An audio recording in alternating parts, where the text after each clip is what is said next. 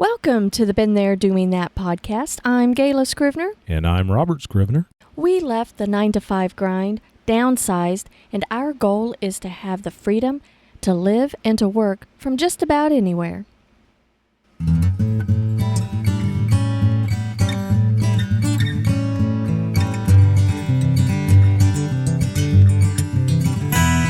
Hey, this is our very first podcast, and today we want you to get to know us a little bit and let you know why we chose to live in, yes, a 389 square foot space and to build a life around travel.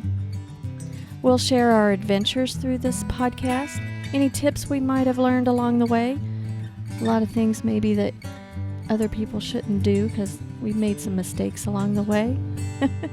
But we've done some really cool stuff too, Yes, and we so we have. want to bring you pretty much into our lifestyle. Robert, I'm going to turn it over to you, and we're going to start with you first to tell us where you came from, what you like to do, and things like that. Well, name is Robert Scrivener. I'm the third, actually. Grew up around south of Ozark area, Ozark, Missouri, in the hills.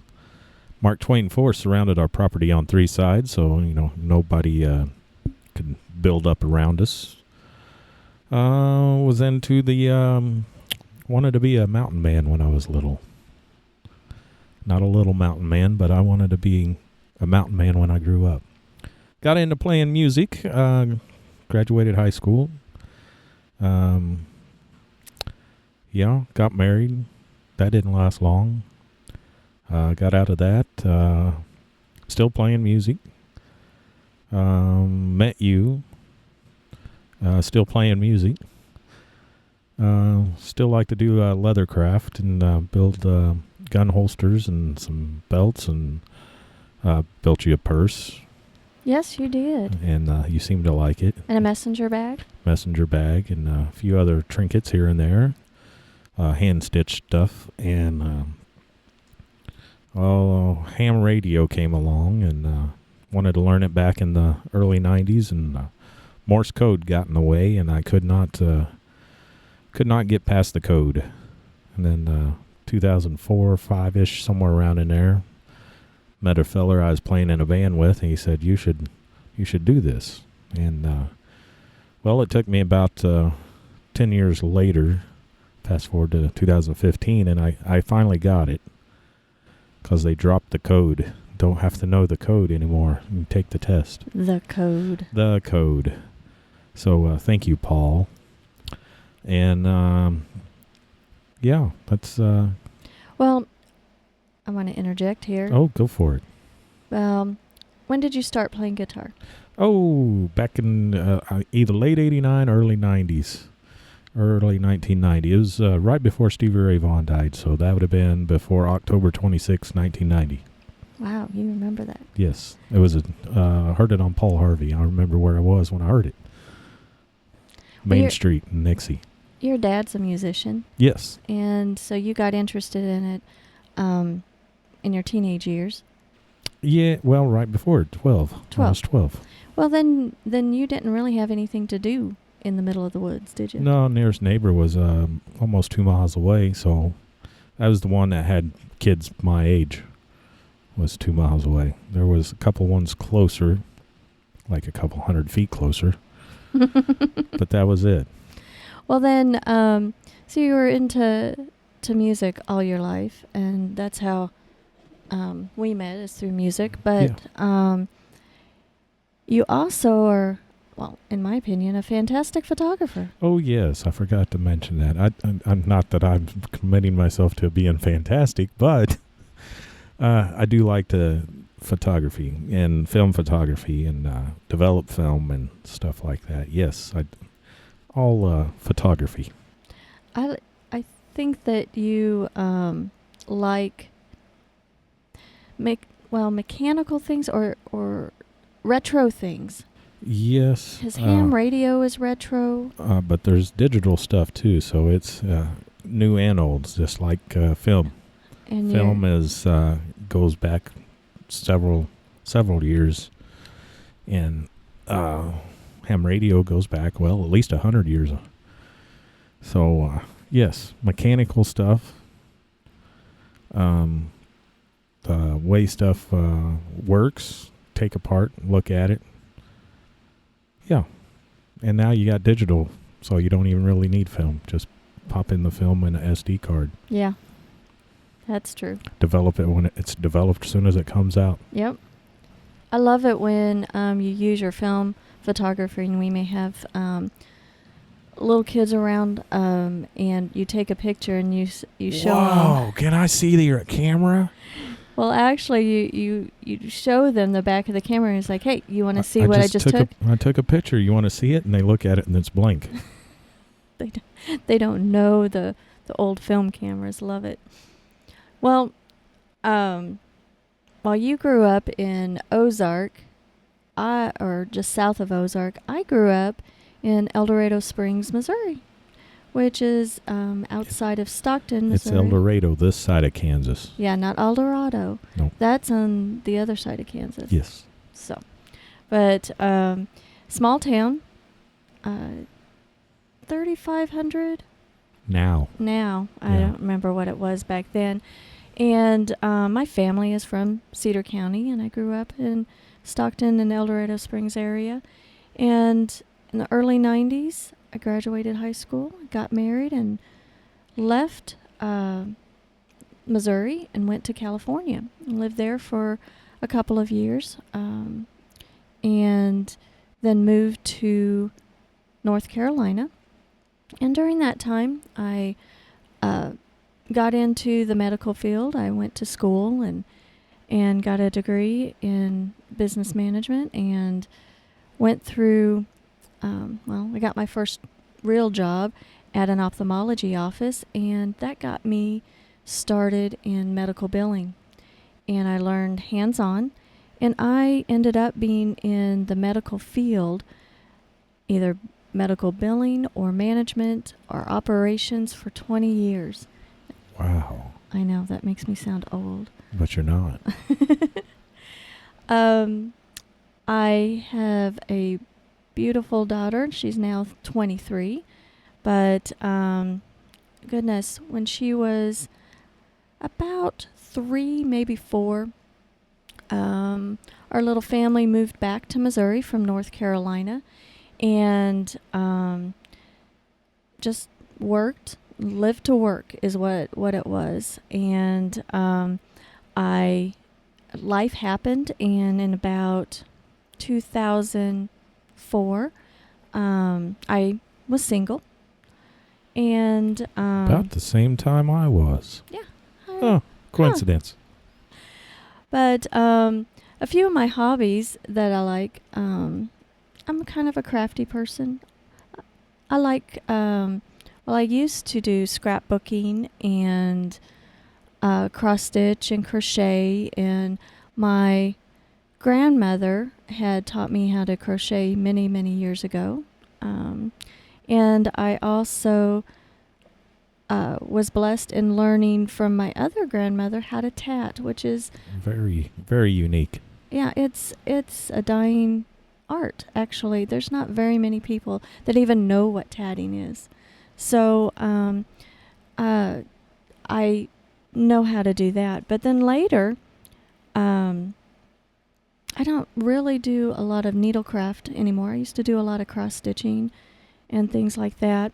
And then now what I like to do is make soap. I don't think we've bought soap for years. We're still clean. Yes, we are.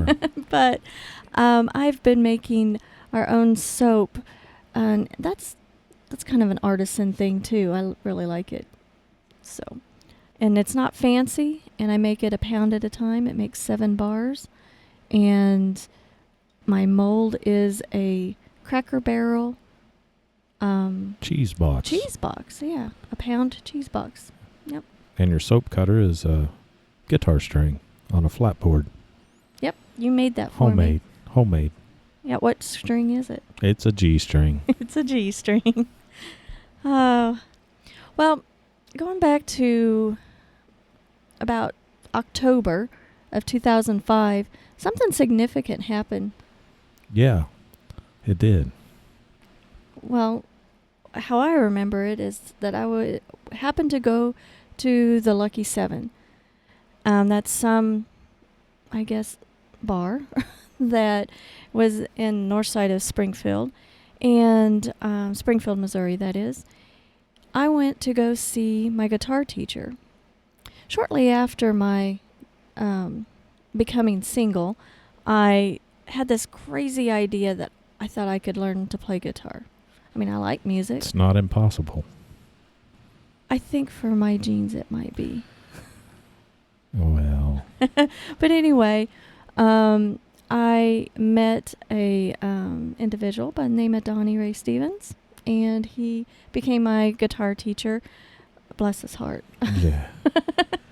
Well, anyway, we became friends, and I went to the Lucky Seven one night to go watch his band play, and some stranger came up to me. Yeah. Donnie Ray was also a friend of mine, too, so I knew him, but he told me to go ask you to dance, and I said, I don't know how. You don't know how to ask me to dance? No, I didn't know how to dance. That's why I play guitar. I don't have to dance. So I did, and next thing you know, we're here. I know. Fast forward a long time. Yeah, 12 years. And, well, I remember, we were talking, and I left that night never thinking that I was going to talk to you again. Oh, boy. I know. I just thought, oh, just got asked to dance. That's all okay. But I wasn't looking for love in all the wrong places. You were at a bar. I was. Well, anyway, a week later, I remember Donnie calling, and he said, "Hey, Gayla, can I give Robert your phone number?" And you said? Why would he want my phone number? Mm-hmm. And he said, "Now, Gayla." So I gave him permission, and you called me shortly after, and we haven't stopped talking since. No.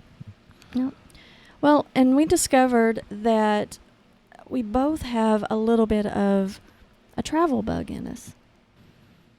When we first got together, a few months after we had seen each other a little bit, we decided to take a weekend trip to Memphis. For Memphis in May. Oh, yes, Memphis in May. And I remember thinking, well, this trip could either make us or break us, yes, because there's usually outdoor festival, there's always rain. It's 53 bands in 3 days. And the stress of driving, lack of sleep, and all of that. So, nearly wrecked on the way down. But yeah, we survived. And actually, I think what we discovered about each other is that, we make pretty good travel partners. Nobody yelled at anybody. No. Well, in about 2008, I had a job offer to go to Florida. And after thinking about it quite a bit, I thought it was the best decision for my little family to go. I knew that Megan and I wanted to go, and we weren't married, but you came along too. I've never been out of the state of Missouri. Here you've lived in North Carolina and California already. Yeah, so I left in about October of 2008 to get the business office started for the company I was working for. And you came down at the end of February 2009. Yes.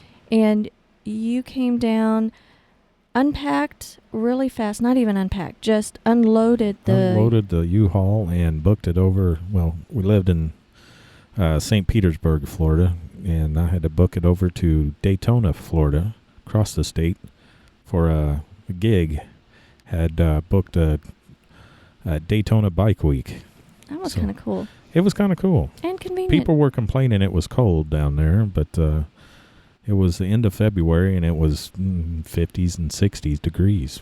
And it was nice. You were thinking it was perfect. I was. Well, my daughter was a sophomore in high school at the time, and so then she finished out her sophomore year and then joined us in 2009 so that she could finish out her high school years, and that's probably the best move ever. She really developed into a nice young lady. Yeah, I'm just very proud of her, but she's now 23, second grade teacher. Nope, they moved her to fourth grade. She's moving up in the world. She's moving up. So, but going back to, we were in Florida, and in 2010, we took the big step and decided, let's take the plunge and get married. And your mom said? My mom said? Oh, I remember when I first kind of met you, and I was introducing you to the family. Yeah. Or preparing my mother that, hey, I'm dating someone. And she says, well, as long as you don't fall in love with a hairy-legged guitar player. Yeah. And look what I did. My mom loves you. Yeah. She fell in love with you too. So, but we got married in 2010. And when we told Megan we were getting married, she said, well, it's about time. Yep. And so we didn't really announce it to anyone. Our parents knew that we were getting married, but the day that we set was 3210. Yes. Blast off. That's right. And on March 2nd, we took Megan to school, ate breakfast at Bob Evans. Good. We didn't have anything real fancy or anything. We both have been married before. So we decided nothing fancy was needed. And then we went to, I don't even know it's not Justice of the Peace anymore.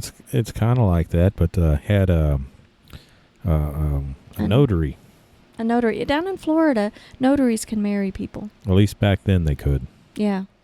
And so we went to that office, exchanged our vows, and then we went straight over to the Social Security office, and I changed my name. Yeah, change your name. And then we went straight to the driver's license office and changed that, and then we went home, and I changed my name on Facebook. And people were like... And then we left to pick up Megan from school. Yeah. And then we went and took pictures on the beach. On the beach, and had dinner and just had a lovely day. And got back to look at Facebook, and I had a lot of comments. Yeah. People were surprised. Why would you do a thing like that? And that afternoon, I do remember my boss had called. I had asked for the day off, but I didn't really say why.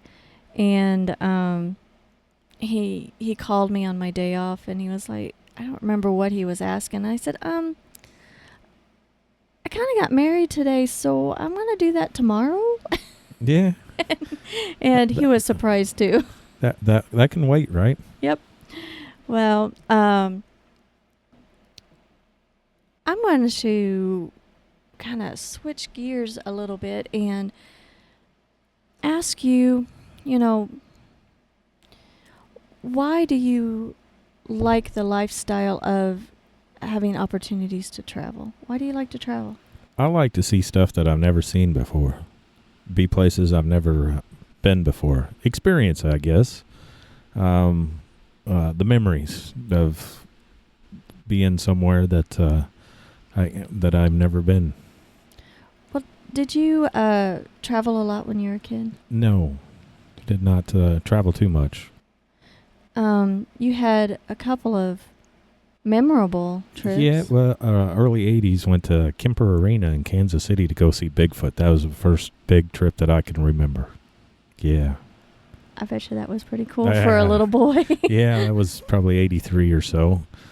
And another one was early 90s out to Grand Canyon. I was with my uncle and his girlfriend at the time, I believe, and her parents.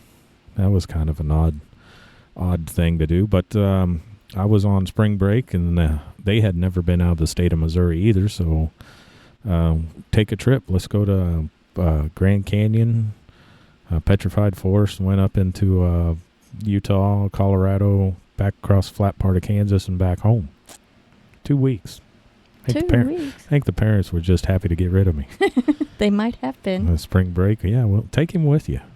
We'll pay you to take him. Well, I know when I was growing up, the memories of traveling, we had we didn't go on vacation all the time that I remember, but I do remember that my parents were able to take some really cool trips, and my mom and dad bought a Chevy Love. I don't remember the year because I'm a girl. That was my first vehicle. 1980 Chevy Love, yellow. Ours was that green color that kind of looks like baby food peas. Oh. Yeah. But then what came on the Chevy Love was a homemade camper shell on it. Mm-hmm. And that was cool, but that was back before the camper would have air conditioning. And I know that we went to Colorado, so we went to Colorado Springs and the Cripple Creek area and the Warrell Gorge and that area. Another year we went to Yellowstone, and I remember that was phenomenal. And, you know, back in the 80s, Yellowstone had a huge fire. Yeah. And we went probably a year or so before that happened. And I haven't been back since. We need to go back. I think so. And one year we flew. The first time I had ever been on a plane, but we flew to see my aunt in San Diego. And that's when you could smoke on the plane. Yeah, a long time ago. There was a smoking section and a non-smoking section, but there was no divider between the section. I find that ironic. As a kid, we had some fun times, and but you know, when we were in Florida, kind of got into a crossroads. Megan was growing up. She was going to graduate. She graduated in 2011. I had been informed that the company I was working for was going to close. And I was in a position that they had asked me to stay and help close the company. So I had some time to transition, but yet it was what am I going to do next? What job am I going to do? Am I going to look for another job in the same industry and continue on? I've been doing it for 20 years. But quite frankly, I was burnt out. And I really wanted to do something, was to start my own business. And together, you and I could create a business. But the thing is, I just didn't want to sit in one place. I wanted to experience and see a lot of different things. And so I wanted to create a business that we could work from anywhere.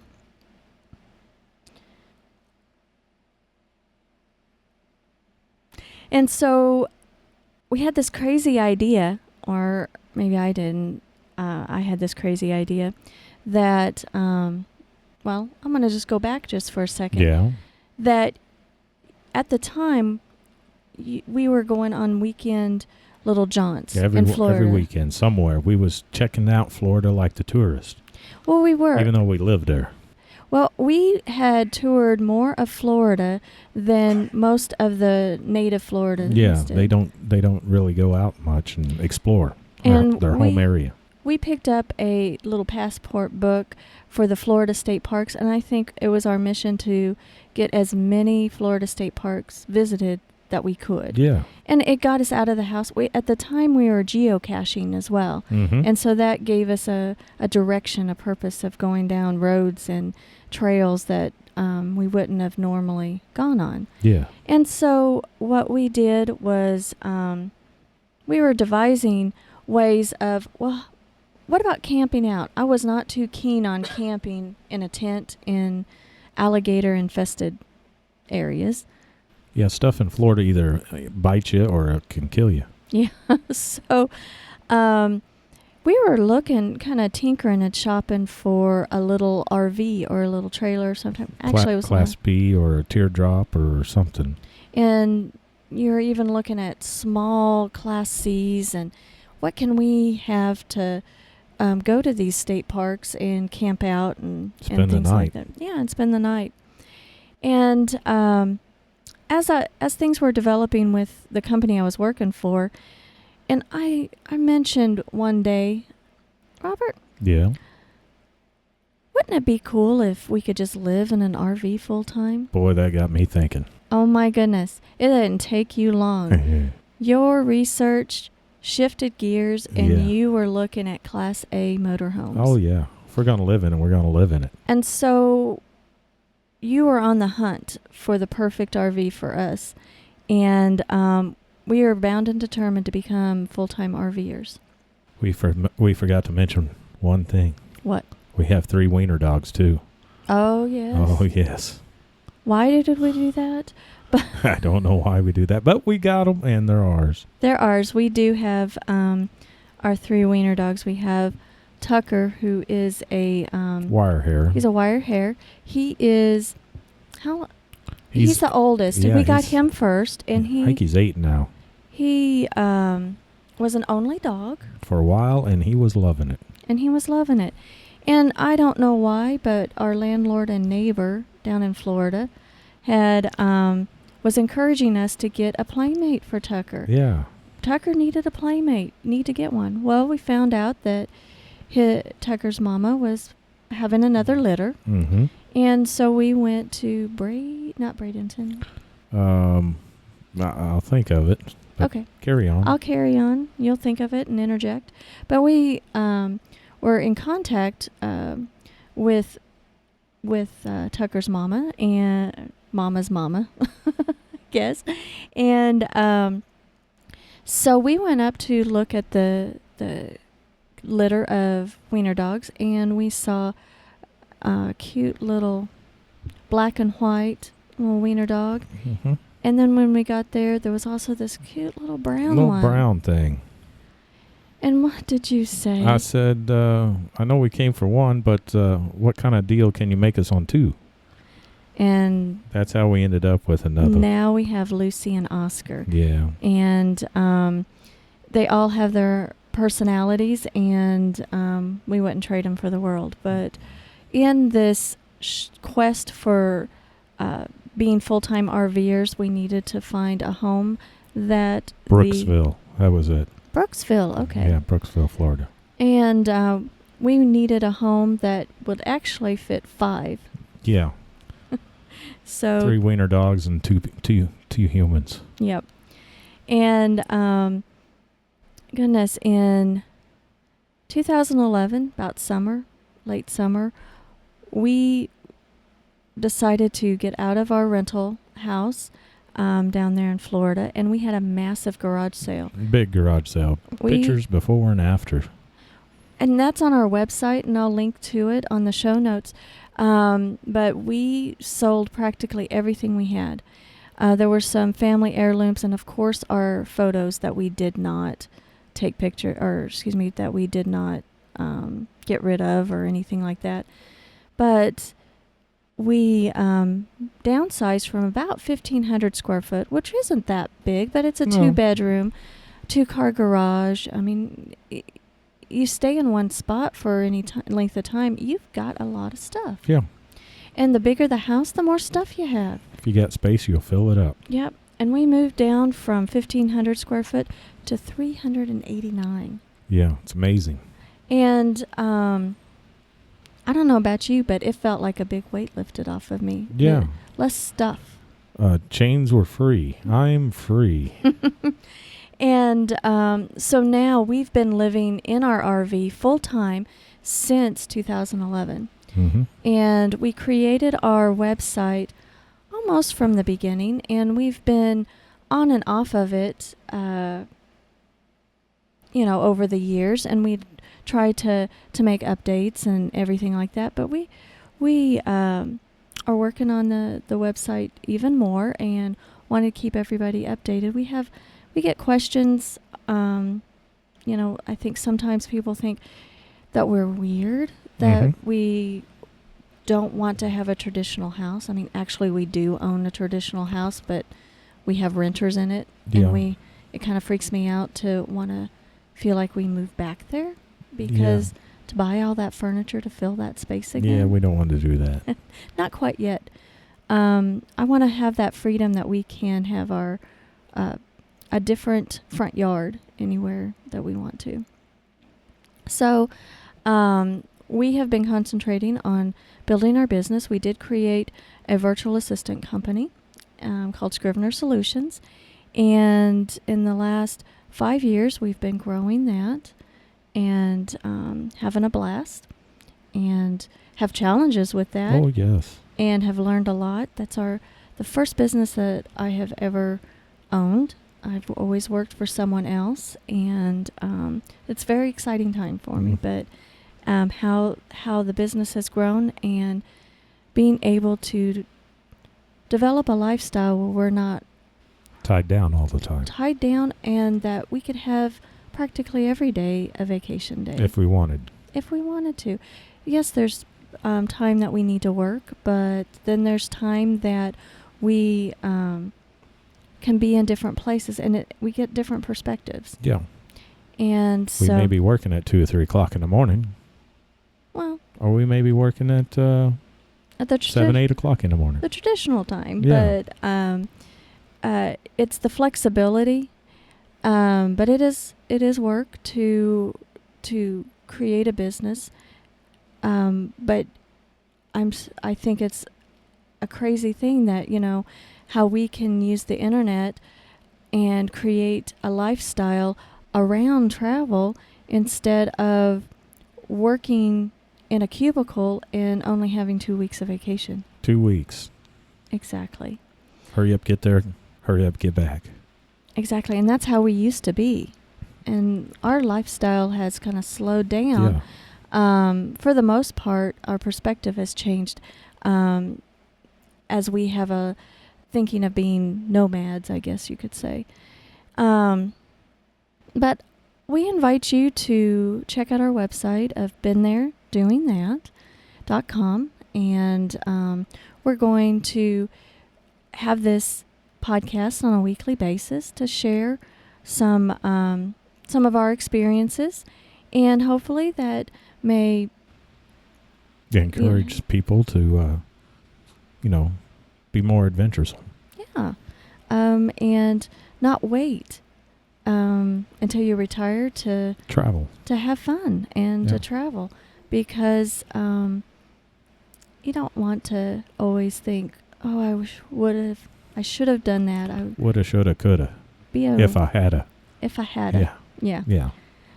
Taking a few risks, taking a chance, and we hope that you enjoy our podcast, and feel free to subscribe. And until next time.